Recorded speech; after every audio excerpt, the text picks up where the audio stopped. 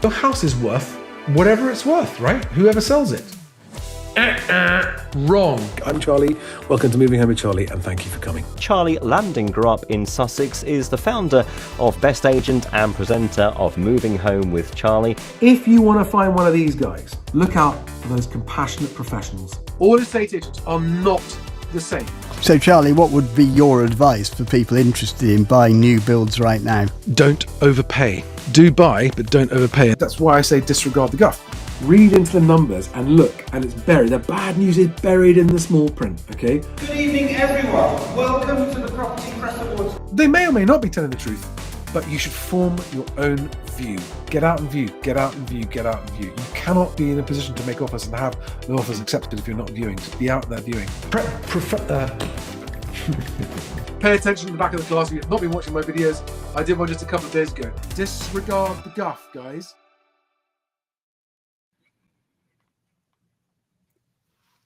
Alex. Hello, Charlie. Is it supply and demand? No, hang on. Wait. No. It's immigration. No, hang on. No. There aren't enough houses. That's what house prices are. No. It's money printing. It's money printing. That's what it is. There we are. We can all go home now. That's it. Answered. All of the things. Everyone knows. And in fact, and as our illustrious friend Russell Quirk says, there is no affordability crisis. No, I mean, I don't know why I don't just go out tomorrow and buy 2 houses. Yeah, it's cheap, it's easy. Oh, good evening, everybody. This evening's video, I have dragged Stig into a live stream for you. Do you know what time I went to bed this morning? Oh, sorry, just get my violin out.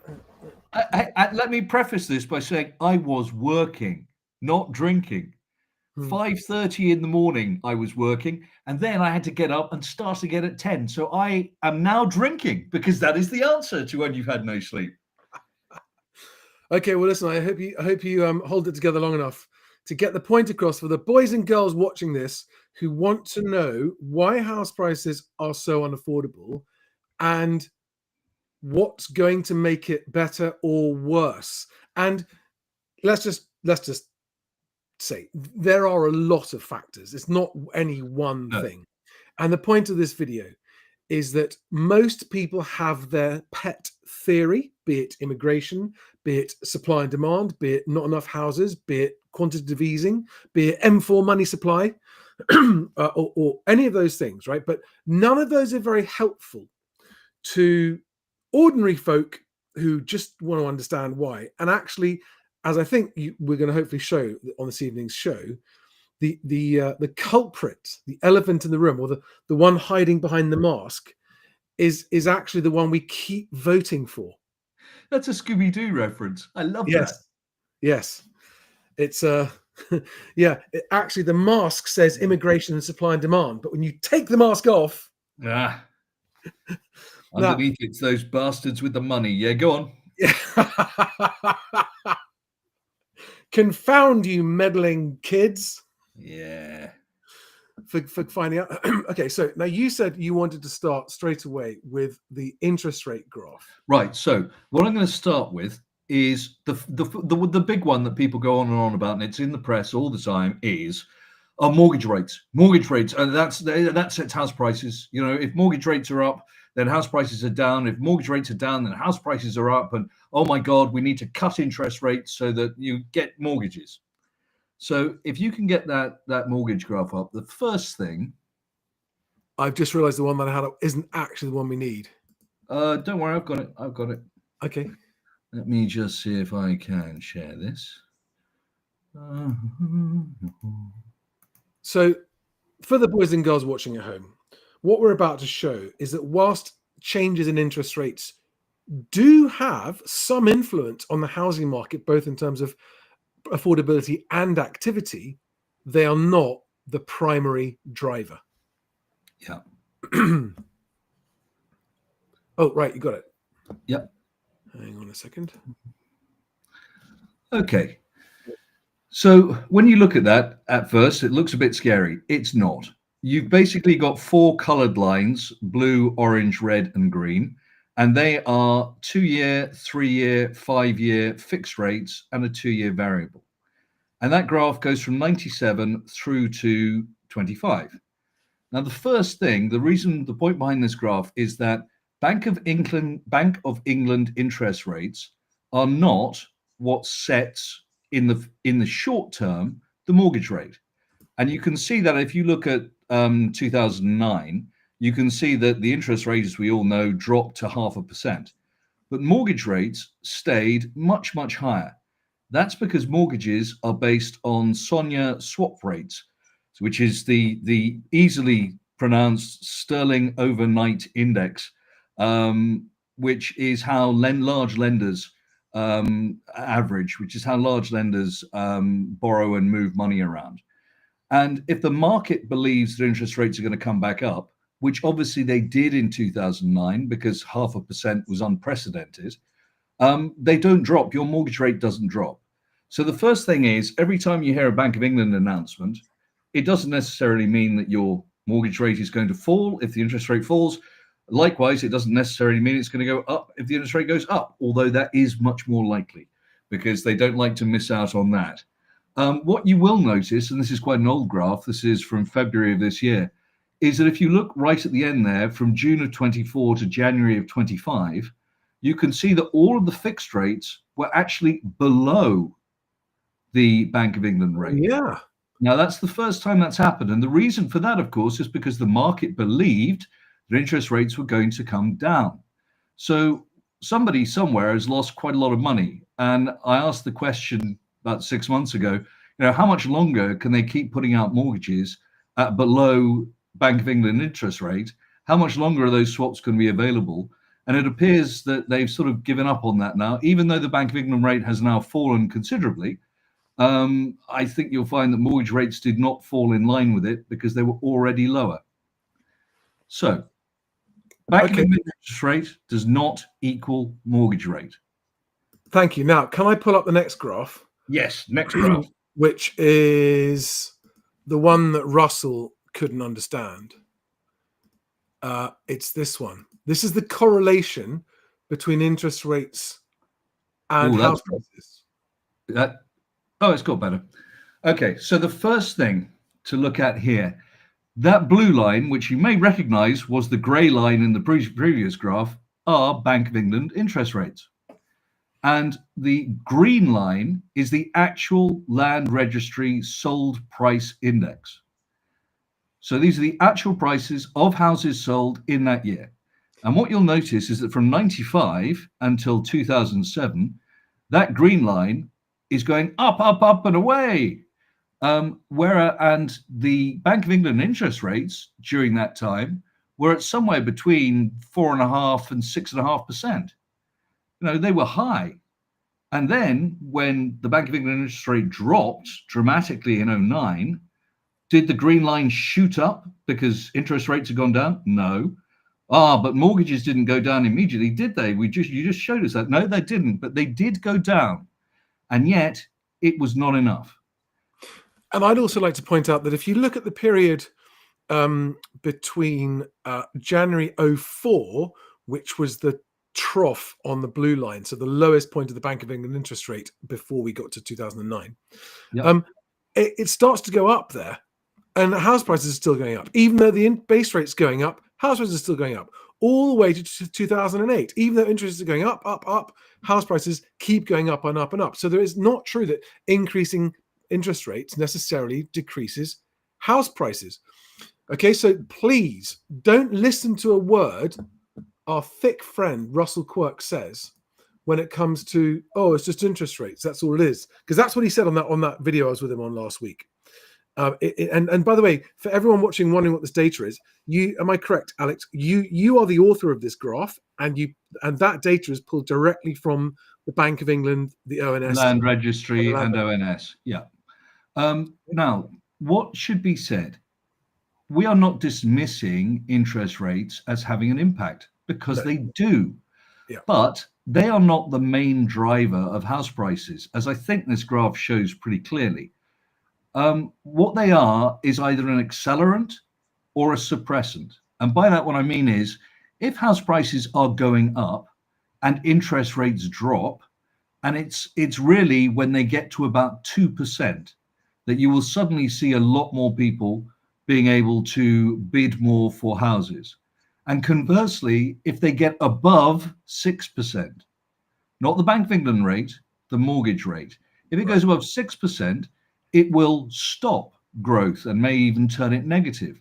But between that range, from about 2% to 6%, it really doesn't have much impact. I mean, yes, individuals will say, well, it impacted me. Yeah, of course. There are individual cases, edge cases all the time. But in general, between 2 and 6%, not much, with 4 being, a happy median where everyone just carries on as if nothing has happened. It's only when it gets to extremes that it really has an impact on the overall direction of house prices. Okay, cool. Right. Next thing then. Well, it's just supply and demand. If it's not interest rates, it must be supply and demand, which is just because population equals supply, right? And sorry, I mean house building equals supply, population equals demand. It's simple. It's stupid, isn't it? It's just supply and demand. Can we go back to that graph you literally just had up? Because the reason I say this is immigration did increase dramatically from 98 through to 07. And you go, oh, well, look, it correlates with house prices. Yeah, but it increased just as dramatically from 08 through to 16. Actually increased faster, didn't it? It really opened up after 2010. And in 2022, it was the highest it had ever been until 23, which was the highest it had ever been, and so on and so forth. And you don't see a massive increase. No. I like to try and take things to extremes to understand them. So if every immigrant who turned up in this country turned up with £1 million in their back pocket, would it increase house prices? You'd think yes. I mean, that makes sense. But the immigration, especially the immigration that everybody goes on and on about, are the people who are coming across to this country, especially post-Brexit, post-2016, are they coming with a lot of money? With the exception of some people from Hong Kong and even some from Ukraine. In general, they're not earning above the average wage in the UK. Therefore, they can't pay any more than the average person. And given the house price multiples, it would be very difficult for them to push up house prices. Now, different story with rents. Yeah, Rent, absolutely. But to buy a house, until recently, you had to have a deposit, etc., given by the bank of mum and dad and all the rest of these good things, or saved yourself if you were lucky. And a lot of these immigrants just are not in that position. So it's more the rent that they will impact rather than the house price. And then people say, well, what about the Russian oligarchs? They buy these £100 million mansions. That is true. About 3 of them. But it's such a tiny number. It's a tiny number. It's 1% of foreign-owned residential properties in this country, roughly. And bear in mind, the housing stock is about 31 million houses across the whole of the UK. And there are approximately 28.5 million households. So we have 2.5 million more houses than we need. But they are in the wrong place. Many of them are derelicts. There are second homes. There are holiday homes. There are things that are being let out for Airbnb, etc., etc. So we don't have a large number of spare homes, but we have more than Germany and we have more than the Netherlands. And people say, yeah, but what about France? What about Spain? What about Italy? Well, do you know what all 3 of those countries have in common? And Portugal. They have a lovely coastline and beaches, and people go there on holiday, and they have ski resorts in France, and so on and so forth.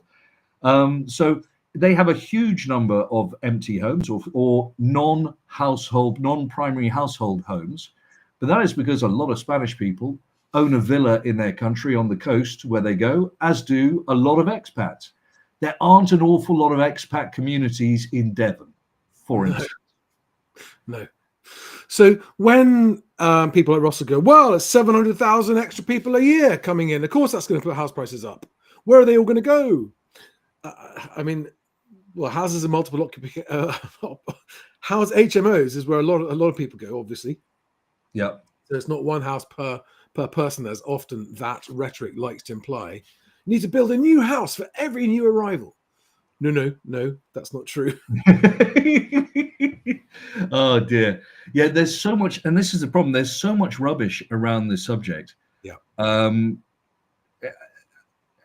It's very simple. Should we get to the crux of what actually? No, because there's another myth we have to bust first, which is, oh, it's just because they're not building enough new houses. That's why house prices are going, because they're just not building enough new houses. They just need to build more. Well, That will bring prices down, because the builders will be really happy to bring their prices down if they build more houses, won't they? If I hear somebody say "build, baby, build" one more fucking time, it's on X. It's every second post. Build, baby, build. It's the most fatuous, inane, stupid, childish gimmick line that is totally unachievable.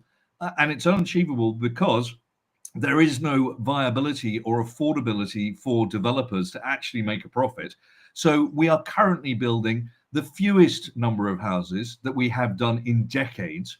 Our planning approvals are almost as low as they were in 2009. And you might recall that was something of an issue, given we just had the GFC, the biggest financial crisis since the Great Depression. And build, baby, build. He needs such a kick in the crutch, that man. Careful, you're not inciting violence. I'm not. I want to do it. I'm not inciting it. I'm offering it. No one else kick him in the crutch. That crutch is mine. But the other point is this, is that even if they were to build, baby, build, in this hypothetical fantasy alternative universe, they think that can happen. It doesn't bring prices down. That's the point. Well, and also we don't need them. In 20 years' time, we will not need them, because as the baby boomers die out and all these large family homes, with which they have many, are back on the market, given our fertility rate, and given that Labour today made promises about immigration, not that any government has ever promised anything about immigration over the last 20 years. But if we are in any way serious about slowing down, and let me put it this way, we don't need to curb immigration in the near future, because the immigrants are going to take one look at this country and go, why the fuck would I want to move there? So I think we're going to have an issue with emigration, where a lot of our people leave the country, as they did in the 70s. Right. So not enough homes being built is not the cause of high house prices, is it? No. This is the second most popular myth after you can't go wrong with bricks and mortar. House prices only go up. House prices only go up. That's myth number one. And myth number two is house prices are going up because there aren't enough new houses, and that building houses, but affordable ones, build affordable houses, and that solves the problem. And of course, it doesn't.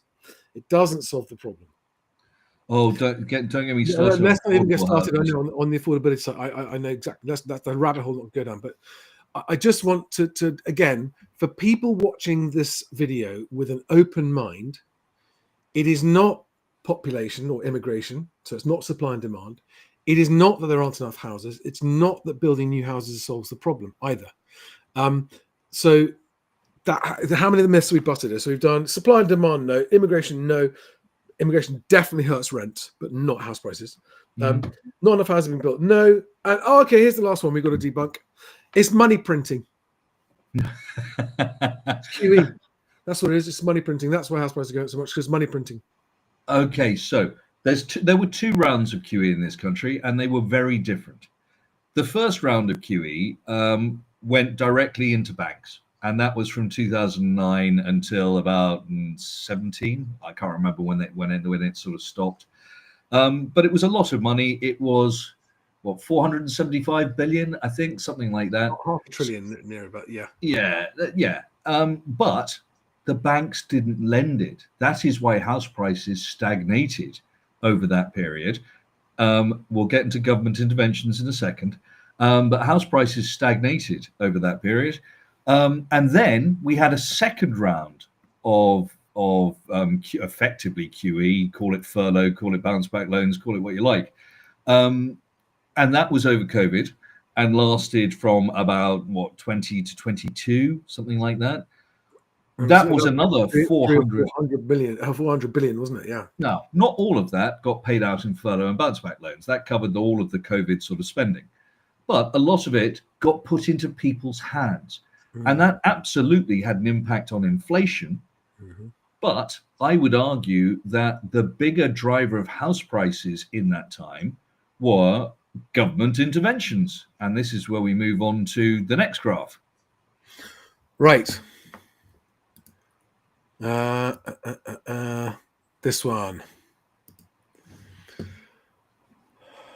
This graph is the smoking gun that proves this point. But as I discovered, there are grown men who can't read graphs. No. Not even joking. Not It's even joking. frightening. Right? There are grown men who can't read a graph, but they are apparently commentators in the housing market. I mean, no wonder the housing market's so stuffed. Here it is. This is the smoking gun. Because of those people, let me just explain the x-axis. And for those who are hard of understanding, that is the line at the bottom. And you'll see that it's April 68, February 69, December 69. And people go, well, why have you got these odd months? And guys, we're talking about a period of 57 years, 58 years. I can't fit every month on the graph. You understand?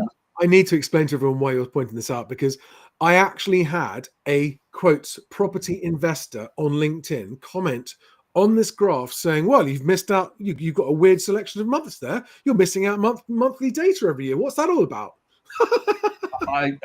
Yeah. Anyway. Yes, it's frightening.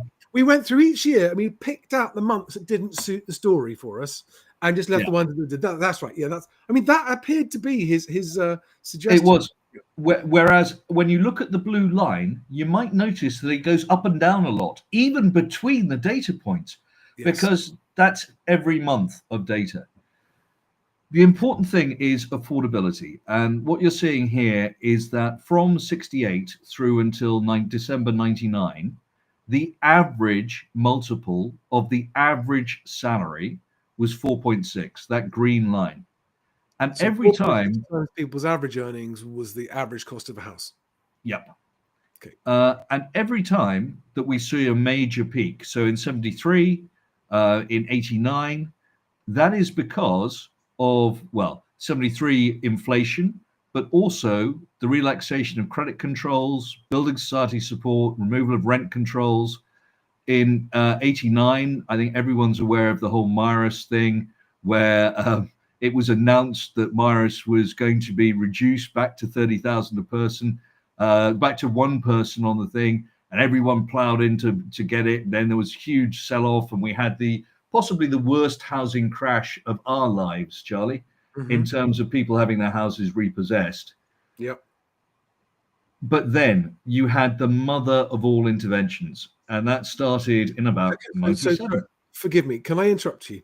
Can I go back and slow down? I'm going to just spell out a few things for people here who because there's a lot going on the screen, right? So this is spanning nearly 55 years or so, thereabouts. Yeah, 1968. So you started in 1968, and in 1968, that blue line says that the average house price was 4.5 times the average salary. Yeah. Yep. So that blue line, when it goes down, it doesn't mean house prices are getting cheaper. It means the number of multiples of the average salary you need to buy a house goes down. Correct. So this is not, the blue line is not house prices. The blue line is the closest line there is to affordability, right? If affordability is measured, and by the way, we must point out at the very end of this graph where it appears to come down, that's excluding tax increases and stuff like that. But so this blue line is going up means it gets less affordable, going down means it gets more affordable, but it is not house prices. right? It's not house prices. It's affordability. And the reason it's not house prices is because if wages are going up with house prices, then house prices aren't getting more unaffordable. True, roughly speaking? Yeah. If wages go up at the same speed as house prices go up, then affordability is remaining level. Yep. And this graph is the most compelling and powerful one I've seen. And again, it's all government data, right? This graph, all of it. Yes. Yeah, absolutely. So it's none of Stig's custom-made data. It's I've never custom-made data. Bloody hell. Exactly, I know. But no, again, Russell thinks that you make stuff up to suit your story. He doesn't understand the concept of just wanting to know the truth. He's a very odd man, Russell. And yeah, so in the middle of the 70s, because there were all kinds of crises there, inflation, the government intervened, and let's just say, so it dropped from 4 times the salary in 1971, right? So house prices were obviously coming down in the early 70s, and it got to 4 times salary was the average house price for the whole country, right? Not for first-time buyers, for the whole country. And then in the space of 4 years, it went from 4 times salary to nearly 6.5 times salary. And that is because we had the OPEC crisis. You had a massive inflation, which suddenly meant that people's money was worth much less. And then from 74, when all of the state workers, so anyone who was public sector, got a 29% pay rise in 74. And look what happens to affordability at that point. Suddenly, it becomes much more affordable again. Yeah. Okay, so let's just, so we can see, okay, between the early 70s and the late 90s,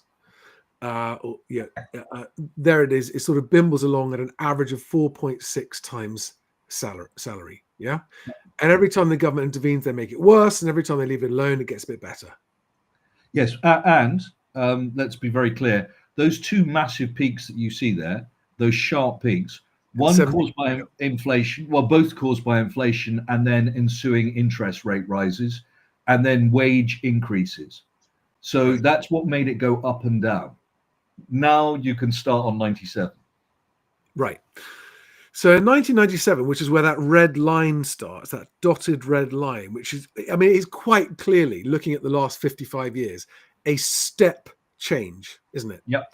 Between 1997 and 2007, so that 10 years, is a step change where affordability, which had been oscillating around 4.5 times for 25 years, suddenly went up in pretty much a straight line, up to over 7.5 times earnings and stayed there until now.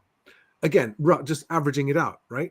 So we jumped from 4.5 times earnings before the 90s to 7.5 times earnings after 2000.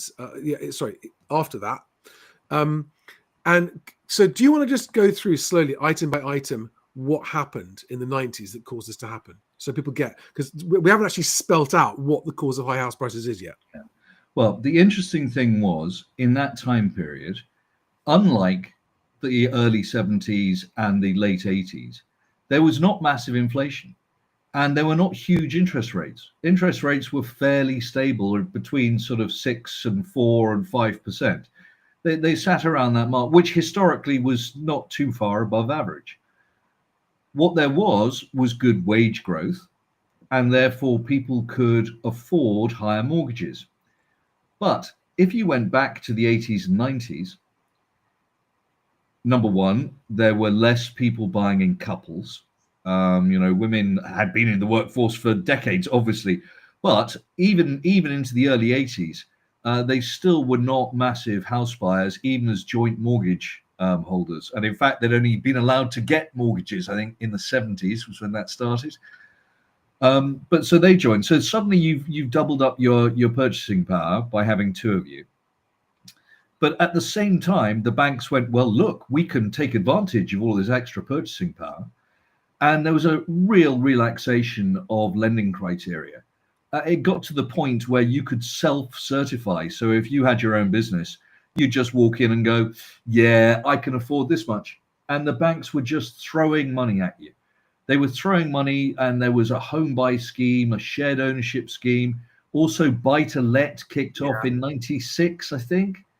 There was also a huge push by the government, old Tony Blair and Brown, on television, in newspapers, telling people it was Thatcher continued, telling people they should buy their own home. However, they didn't say you should buy your own home with money that you saved. And so when the banks went, we'll lend it to you, 125% loan to value, because we know your house is going to go up in value, people took it. And this is what happened. Suddenly, in about 2004, any right-thinking person started scratching their head and going, do you know what? Affordability has never been this bad.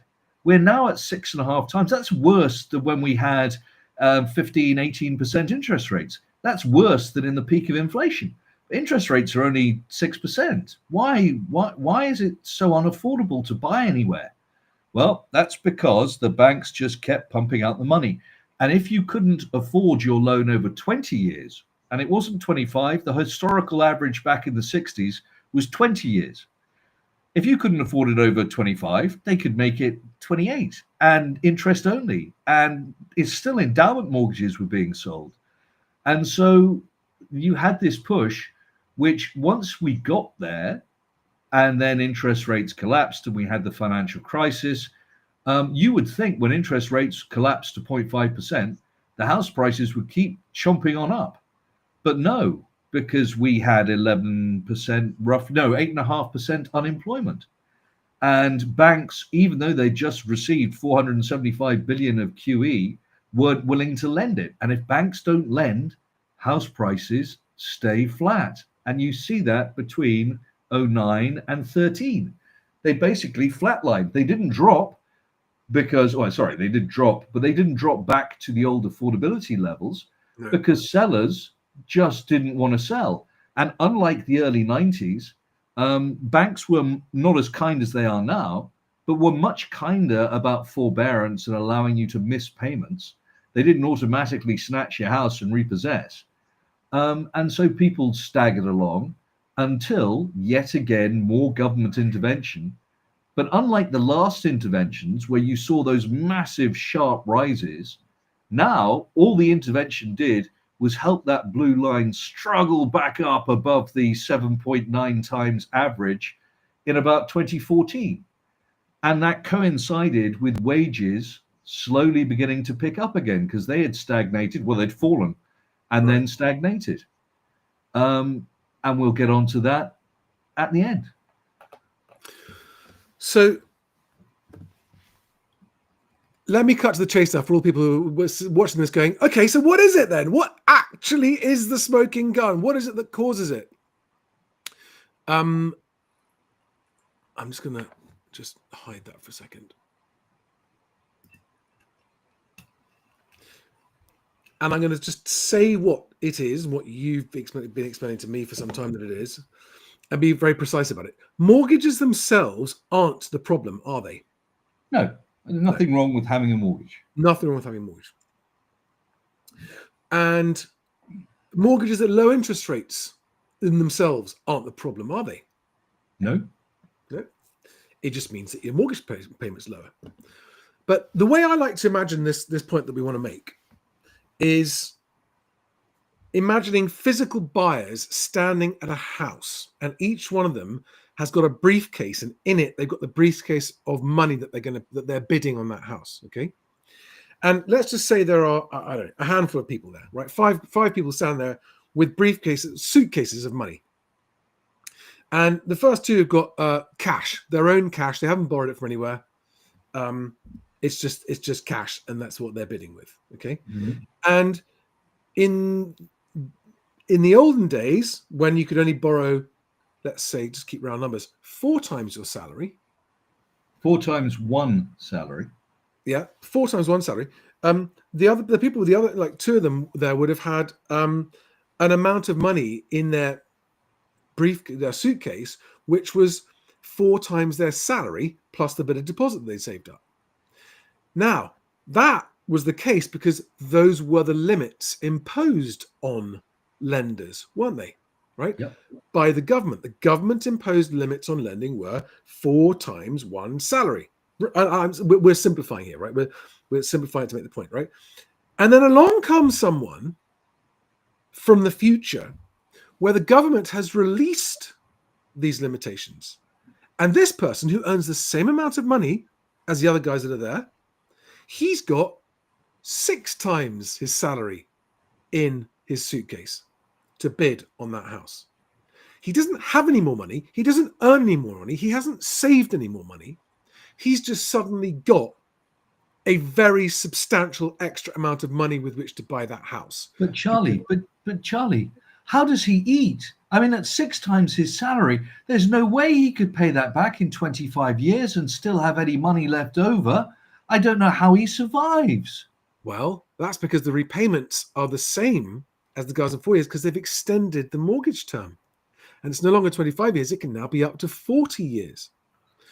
So by the government allowing lenders to lend bigger multiples of not just one person, but 2 people's salary, and for longer periods of time, every time they do that, they are stuffing hundreds of thousands of pounds more into the briefcases, the suitcases of these guys bidding on houses. Yeah. And that, above all other factors we've discussed, is what drives house prices up faster than wages or anything else, right? Yes. And yet, and this is why I thought it was ironic to see the relatively new boss of Skipton Building Society, who's a major lender, right? Doing a story last week going, I'm really shocked to realize how unaffordable homes are. Are you sure you're in the right job? It was like, I mean, light dawns on Marblehead, you know, it was and he appeared, it appeared sincere, but his apparent answer was, we need to be able to lend more money to first-time buyers to help them combat. Well, and this, round the roundabout we go. And this is, so Richard Donnell at Zoopla, who we both, you know, you've had on your show, we've both been on at the same time, is a really good guy. And they've just done a really good piece of research at Zoopla, explaining why it is unaffordable to build in most of the UK. 68%, I think, of the UK, it's unaffordable to build new homes, or very difficult. And in 24% or whatever, it's absolutely unaffordable. And one of the major causes for that is, of course, land values, which have gone up even faster than house prices over the course of the last sort of 40 years. And even Richard, who does this great analysis, one of his solutions was, we need to have a help to buy scheme to help first-time buyers back in the market. You're like, mate, you're not getting it. The whole reason that land prices went up, because land used to be relatively cheap in this country, and then people go back to immigration, all that. No, we have a lot of land in this country, plenty of land. It used to be relatively cheap, and suddenly it's very expensive. And you go, well, why is it so expensive? For a new build at the moment, an average new build, land is somewhere between 25 and 35% of the cost of your new build is the land. Which is why everyone wants to build horrible looking tower blocks, because you get an awful lot more properties on the same amount of land. And it's why we don't get nice Victorian terraces anymore with 3 bedrooms, all that sort of good stuff, because you can't afford it because of the land. But why is the land expensive? The land is expensive because as individuals, we all took the biggest mortgages we could, which meant we could pay more for the product, which meant that the builders went, well, do you know what? We don't need to pay only 2 million for that plot of land. We can afford to pay 5 million for it because the houses are so much more expensive. And just like house prices, once the price has gone up, it's very hard to unwind it because nobody who owns that land now wants to sell it at a loss. So what do the big developers do? They land bank it. They will just leave it there without any houses on it until such time as it becomes affordable to build on it. And it all comes back to us, I'm afraid, don't get me wrong, banks are the enablers, they are the drug dealers, but at the end of the day, it is our choice whether we take the drug or not. If the entire nation got together, and I know this is ludicrous and will never happen, but if we all got together and said, you know what, I will never spend more than 35% of my net salary on a mortgage payment, house prices would come down. But that's not what we do, because we want the house. I have to say, I'm heartened at what appears to be a bit more stubbornness on the part of buyers to not overpay. I mean, look, new build sales in London flats in London have collapsed almost completely. Yep. And despite the government loosening lending criteria in the last few years, and despite strong wage growth, house prices have not, even at the first time buy level, have not gone up. They haven't kept up with wages. No. They've not gone up strongly at all. So, I'm sensing that first time buyers for the first time are beginning to get a bit more savvy and a bit more careful and a bit more, hang on a second, it's not the surefire winner that we were told it used to be, that we used to be told it was, and are being more careful. And of course, not only that, but whatever multiple of your salary you're being offered, you've still got to work out what your actual take-home budget is and your disposable income.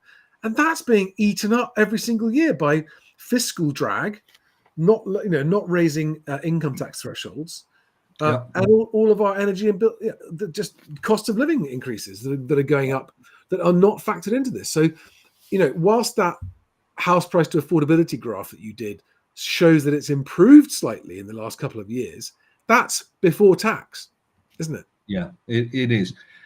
A really simplistic way of looking at the timeline is housing was, up until the 1920s, 30s, even later into the Second World War, we were a country of renters. There were big landlords and there were places you could rent. But the places you could rent were things like those lovely 3-bed Victorian terraces that people now aspire to in Fulham, that used to be for policemen and postmen and nurses, and now cost £1.4 million.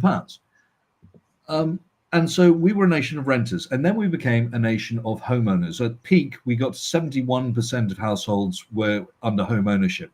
That's fallen to about 62%. So it's come down by about 9%. And I love the way Russell went, well, it hasn't come down much. 9% of 28.4 million households is about 2.5 million households. That's quite a lot of people, given there's over 2.3 in each household. You're talking about 5 million people additionally now renting rather than them being in an owned household. But anyway, ignoring Russell in that, the first set of house price rises were because, ignoring government intervention, were because salaries increased. The next set were because people started buying with their partners, so that you had two purchases. And at this point, the average age of the first-time buyer was still about 23. And the standard mortgage was, if there were two of you, 3 times one person's salary and 1.5 times the other person's salary. And this wasn't just regulated by the government, it was regulated by the building societies because they thought it was good for the population. They were less risk, they were quite risk averse. And so that was how it worked. So initially, salaries increased, house prices increased. Then additional person on the mortgage, house prices increased. And what then happened is lenders started to lend more money. House prices increased, but they increased because this was artificial. It wasn't actually due to your wages, which if wages drop, house prices still fall. What it meant was that people then bought later. And so rather than buying at 23, they said, oh, well, we've got to save a deposit. But actually what the impact of that is, if you're not buying at 23, you're buying at 34, your salary at 34 is higher than it is at 23. Mm-hmm. So by the time you get to buy, you're now increasing house prices again because you've got a higher salary in the first fucking place because you are 11 years older. Yeah. So we're making it just gets worse and worse. And then lenders go, oh, well, it's still becoming unaffordable. We'll extend the terms. So, now it's 40 years. You sit there and you go, hang on, this used to be wonderful. Home ownership used to be a wonderful thing. Now it's a fucking millstone. It reminds me of an addict going to their dealer going, could I just have one more extension, please? Could you just give me one more hit? Yeah. Just because I'm coming down and it's coming down, I need to go back up again. I just one more hit of lending extension, please. Oh, Oh, it's frightening. it really is frightening. So, just to wrap this up, a couple of comments coming, I think, quite fun to talk about. Everyone should know, right? Whatever your position on the political spectrum, whatever your position on the economic spectrum, everybody should know that when lenders and or the government allow us to borrow larger multiples of our salary and or for longer periods of time, that makes affordability worse for the next people coming along behind us to buy homes. Yeah. In other words, our kids. Which is why I think you and I both agree that nobody wants to see a massive crash. Sorry, a lot of people would like to see it in a kind of smiley pointed it sort of way, but it would be horrific for society for there to be a massive house price crash. It was in the 90s. It wasn't so bad in 08, 09 because of all the interventions, but still not pretty. And there are lots of people who are suffering still to this day from being trapped in variable rate mortgages. But if we just started with the simple measure of paring back terms, so no more 40-year terms, let's bring it back. Let's bring it back and bring it back until we get to about 30 years as a maximum, which allows for the fact that we live longer. Although it doesn't help us with fertility rates if people are still waiting until they're 34 to buy. But okay, let's go with 30. And then we can slowly pare back lending multiples so that rather than an average of 4.5 times or 4.7 times, I think it is now, and a max of 6, you just slowly bring it down and down. And there will be people screaming, saying, what if I bought in the last few years? I will have lost money. I'll be trapped in my home.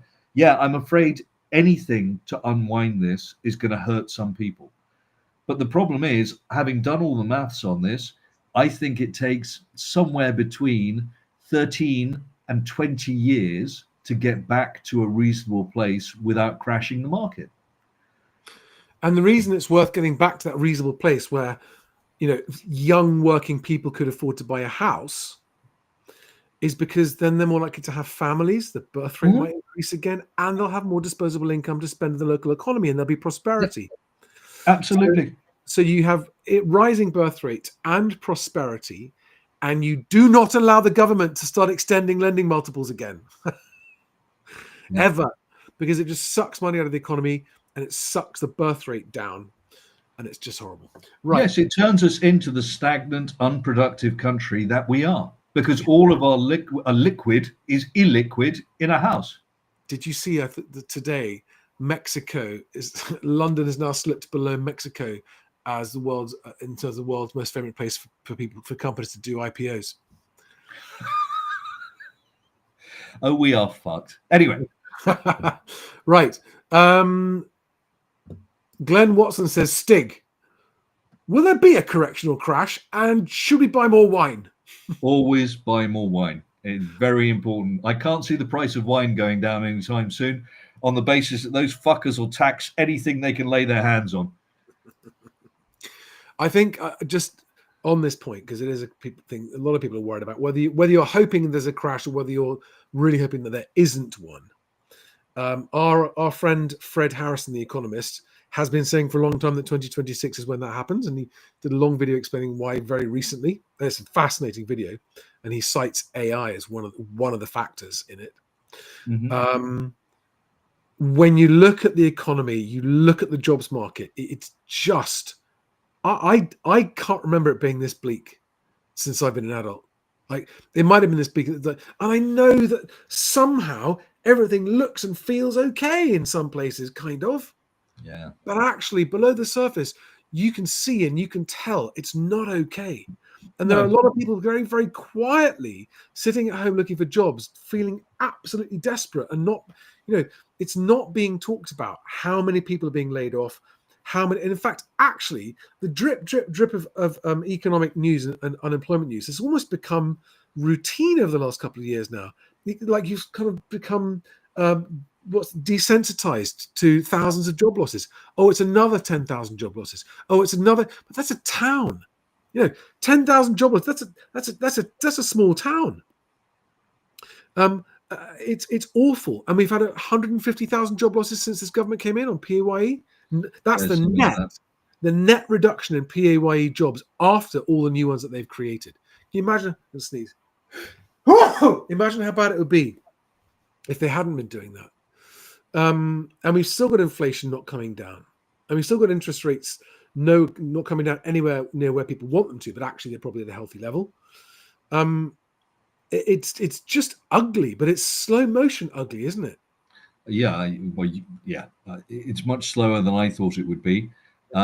We did that walk along Putney High Street, nearly 2 years ago now, must be. And I said it looked exactly like 2007. I think we counted 20 empty shops. And Richmond looks like that now. Richmond.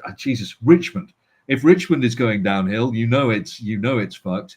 The only place around here that is still reasonable is Wimbledon Village. But in 2007, when Richmond looked as it does now, you went, oh shit. And then in 2008, it all went bang. But it's looked like that for a year and a half now. It is very slow this time round. It's the sort of the new normal. I've just put the link to that video in the live chat. The link to the video of you and me walking around Putney. Was that 2 years ago? Yes, it was. Time just disappears now. That's because we old. Yes. Stop counting birthdays, don't you? Clement Moraski says lenders rolling dice on people getting brain transplants into robot bodies to keep working to pay off their 150-year mortgages. Yeah, hey, I love that thing. That's what I've been looking at, is the shift of consciousness into an android. I think it's the way forwards. But it makes me laugh that you get these commentators on X who sit there and they go, well, of course, mortgage terms should be 40 years because we live so much longer now and you can keep working till you're 70. And it's like, I bet that you are 25 years old, because I'm only 53 and I really don't feel quite as energetic as I used to. And by the time I'm 70, if anyone will employ me, which, let's face it, ageism does exist, I don't think I'll be putting in quite the number of hours. I won't be working till 5:30 in the fucking morning like I was today. So this whole idea that, oh, well, you can just extend things because people will just work until they're 70. If you were a manual laborer, you think you'll still be working in your 70s. If you were a house builder, I don't think so. Yeah. Oh,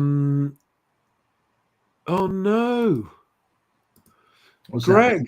sorry to hear that. Redundant as of tomorrow. Work in IT. My job has been outsourced to India. Oh, best of luck, Greg. Dan says, my company's had a big shake-up, mandatory people back to work, and then big changes where a lot of heads of department are gone. Square Eyes, my job was outsourced to AI. Yeah. Sorry to hear that, Square Eyes. Can you let us know what kind of job it was, if you want to? But yeah, it's just brutal, and this is it's underreported. It is massively underreported. It is. Well, I've got an interesting telephone conversation tomorrow morning, Charlie, so I might have some more time to be working with you. Oh, mate, good luck. I quite like Jason's response about high streets. High streets are booming. 8 barber shops, 4 betting shops, and a partridge in a pear tree. You forgot the charity shops, mate, but yes, exactly that. Spanish Chicken says, I'm a plumber. Back and knees fecked already, for fuck's sake. I mean, you can't do manual labor past. I mean, I've seen a few guys my age on building sites, but nobody past 60. Yeah. It's just so going back to the original question about whether or not we think it's going to be. It's a slide. It's a slower slide than we were expecting, but it's a definite slide, and it's continuing to slide. And right now, I don't know whether the government are just careless or don't care that teasing budget ideas actually makes everyone just stop what they're doing. It just, so many people have put their plans on hold. Businesses, home movers, put their plans on hold. So, I get a steady stream of inquiries from people watching this channel who want to talk to mortgage brokers, talk to the mortgage brokers I work with. It's a noticeable, very noticeable reduction in that. People, and genuinely, people go, "What should we buy or not buy because of the budget? Should we wait or not wait?" Truthfully, I don't know. No, who knows? I don't know, because it depends whether you're a first-time buyer or a second buyer, whether you're above or below $500,000. It depends whether they decide to put a property tax in or not. It depends whether they decide to change stamp duty or not. It depends on so many things. It's impossible to predict. And even if they do the things that have been suggested and predicted, it affects everybody differently. And so there are people thinking, I know that there are people right now thinking, well, if houses above $500,000 might get cheaper because of a budget measure, I'll wait. Well, they're not going to get cheaper for no reason. If they get cheaper, it's because they're going to have a new tax to pay on them. Exactly. And I don't know whether or not, for example, I don't know what's going to happen, but it might be the case that if you already owned your home before the budget and you bought it, then you're not liable. You won't be liable for the tax. Yep. And so actually waiting means you're going to be liable for the tax. It's like, these are all what ifs. I don't know what's going to happen, but this is why I say it's about the move, not the money. And if you want to move house, there's no point in waiting, because it's just, all you're doing is delaying moving on with your life for no particular reason, right? Yeah. You're not delaying because you know there's a benefit to it. You're going, oh, I'm just going to press pause because I don't know what's going to happen. And I just don't think, yes, there'll be some winners and some losers. I'm sure there will. But getting on with your life and moving, I would not be holding back if I was just like, there are sellers. Lots of sellers have stopped putting the houses on the market in the last month, according to the Zoopla report. Right.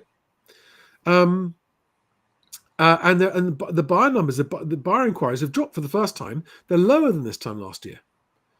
And all of this kills activity, kills liquidity, kills social mobility. It's just, and there was a report out today that we're now spending more. We're spending, I think it's up from 10.6 to 10.9% of our disposable income. We're now squirreling away. We're saving more, not spending more. We're saving more because we're terrified of what's coming. Yeah, well, that is a natural reaction before we have one of these crashes, is people suddenly start paying down credit cards and stuffing stuff, but they only stuff it into cash ISAs because A, the UK public is scared of shares and stocks. B, they don't feel that they've got enough to squirrel away to make it worth their while for the fees to buy stocks and shares. And so the cash ISAs are pretty unproductive. Yes, tax effective, but Rachel's clamping down on them anyway. We've got to wrap it up soon, but just before we do, there's something I want to say, and I need to say this on every single video, because after every single video, I still got people asking me this question. And it's related to Rubabinho's comment here, which I'll come on to in a minute, right?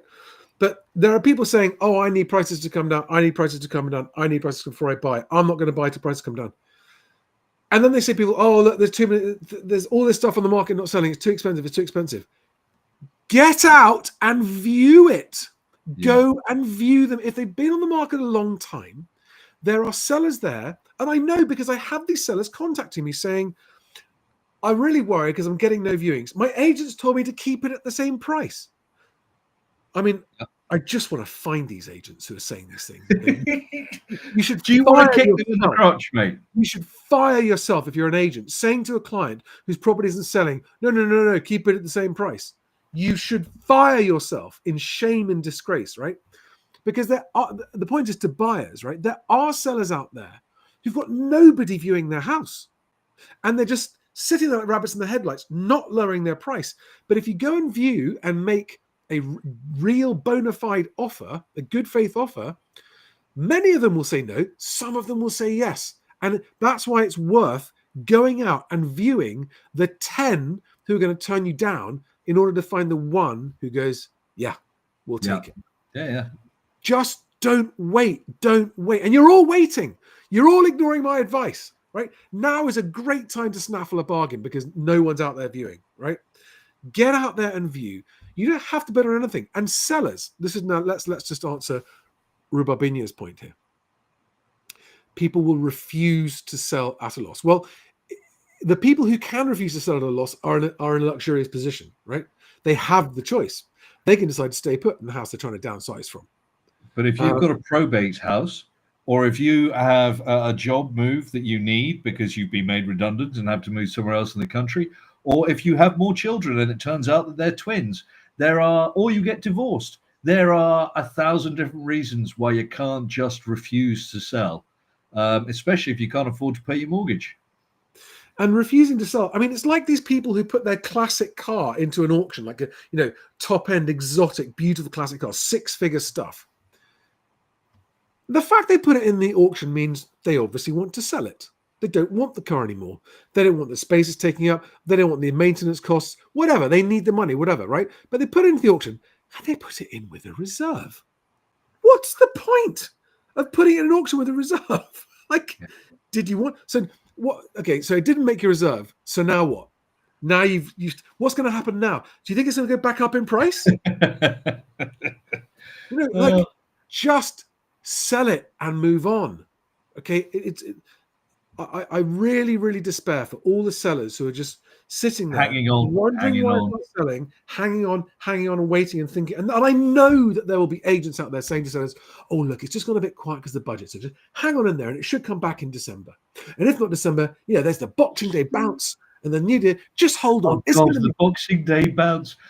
Charlie, yes. Just before you, there's a beautiful comment from Greg, which came in at 8:58. Hang on, wait. And it is basically, it is the reason that CBDCs will be accepted in this country. Well, let's read this question out. Let's read. Greg says, here's an idea. Why couldn't we have a public independent people's bank that can lend mortgages while banning private banks from lending, with profits going into social housing or general taxation? Central Bank, Bank of England, CBDC. I'm sure Greg had his tongue in his cheek as he typed that out. But yes, give me convenience or give me death. I listened to that whole album thanks to you putting that link up there the other day. But it makes perfect sense. If the Bank of England lends, first of all of the affordability checks won't exist because they know how much, because your pay comes through them or all your tax goes through them. So you will have guaranteed amounts. Not only that, they can set the parameters for the multiples that you can have, and any interest that is made or paid by you can then be spent on infrastructure projects in the UK. It's win-win-win. Why wouldn't you want that? Yeah. And digital IDs are just a first step precursor, right? Correct. And then because they're going to help, bear in mind, digital IDs will stop people in boats because Deliveroo won't hire them. Yep. And then the next, you're being ironic. Let's just point that out a little. And then the next point will be, well, it would stop them as long as we get rid of cash. If we just get rid of cash, then they'll have to get paid electronically, and because it's a CBDC, that will only happen if they have a digital ID. So you see, we have to get rid of cash. It's the only option. Dun, dun, dun. You are joking, of course, right? Because there'll be new followers. I think that's exactly how it will go, and that's how we will end up with CBDCs. It's what you think should happen. No, it's not what I think should happen. It's what I think will happen. That's right. Yeah. That's the important distinction I was trying to make. Right. Okay, we could keep going. I love it. We've got a really big audience, and I hate to leave you all hanging and wanting more, but I'm afraid that's the way it's got to go. Always leave them wanting more, Charlie. Yes, absolutely. I haven't been able to do that since I was 25, but there we go. Guys, make sure if you don't get it, if you'd like to get my weekly newsletter, join the mailing list at that URL there, mhwc.co.uk/newsletter. I'd like to make a shout out to Neil, who came up to me in a cafe in Somerset a couple of days ago and said, "You Charlie Landon?" And he just talked to me about his daughter's had bought a house because of this channel, and he watches us and loves these conversations. So Neil, if you're watching, thanks for saying hi, and all the best. And to the rest of you, sod off. And get viewing. let's just finish up, right? Houses are unaffordable because of lending multiples being increased. So don't let them increase lending multiples, or your children won't be able to afford houses. And Or on at that the very least, don't take the 40-year option because it means you can get 10 grand more, because you're paying through the nose for it. Oh, you did an amazing graph on that once. Do you remember that Yeah, graph? I mean, All of the the lending curve? increase from 25 years to 30 years is actually quite beneficial. From 30 to 35, much less so. From 35 to 40, it's just a fucking daylight robbery. I mean, it's madness. Anyway. Yeah. Right, guys. Well, listen, Alex, thank you very much yet again for your pearls of wisdom. Pleasure, Charlie. And your potty mouth. It's never going to change.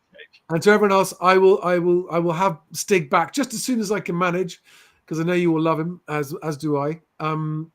Stay safe. Remember, go out and buy a home, but just don't overpay. And if you're selling, don't overprice. And if you're new, go and watch my videos, Charlie's 10 Golden Rules of Buying or Selling. That's the best place to start. Have a fantastic evening, guys. Have a good one, guys. Cheers.